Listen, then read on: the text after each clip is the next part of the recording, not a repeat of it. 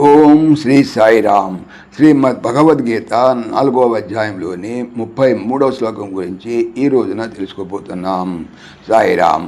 భగవానుడు గత శ్లోకంలో ఈ ప్రకారంగా అనేక విధములైనటువంటి యజ్ఞములు వేదములో సవిస్తరముగా తెలిపి ఉన్నాయని, అవన్నీ కూడా కర్మం వల్ల పుట్టినవానిగా అంటే కర్మములకు సంబంధించినవని నీవెరుంగుము. ఇట్లెరింగిన నీవు విముక్తుడువు కాగలవు అన్నారు. అయితే ఇప్పుడు మనం ఈ 33వ శ్లోకంలో యజ్ఞములన్నిటిలోనూ ఏది సర్వశ్రేష్టమైనదో వచించుతున్నారు.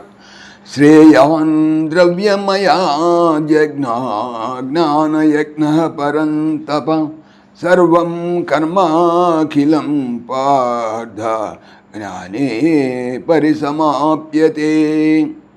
పరంతప ఓ అర్జున, ద్రవ్యం అయాత్ ద్రవ్యము వలన సాధ్యమైన యజ్ఞాత్ యజ్ఞము కంటే జ్ఞానయజ్ఞ జ్ఞానయజ్ఞము శ్రేయాన్ గొప్పది. పార్థ ఓ అర్జున, సర్వం కర్మమంతయును అఖిలం నాశము కానిదగును అంటే ఫలంతో కూడా జ్ఞానే జ్ఞానమునందు పరిసమాప్యతే పరిసమాప్తి పొందుతున్నది అంటే పర్యవసించుతున్నది లేక అంతర్భూతమవుతున్నది. తాత్పర్యం: ఓ అర్జున, ద్రవ్యము వలన సాధింపబడు యజ్ఞము కంటే జ్ఞానయజ్ఞము శ్రేష్టమైనది.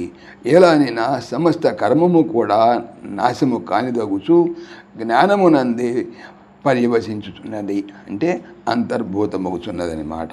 సాయిరామ్. ఓం దేవకీ నందనాయ విద్మహే వాసుదేవాయ ధీమహి తన్న కృష్ణ ప్రచోదయాత్. ఓం సర్వం శ్రీకృష్ణార్పణమస్తు. జై శ్రీకృష్ణ. జై జై శ్రీకృష్ణ.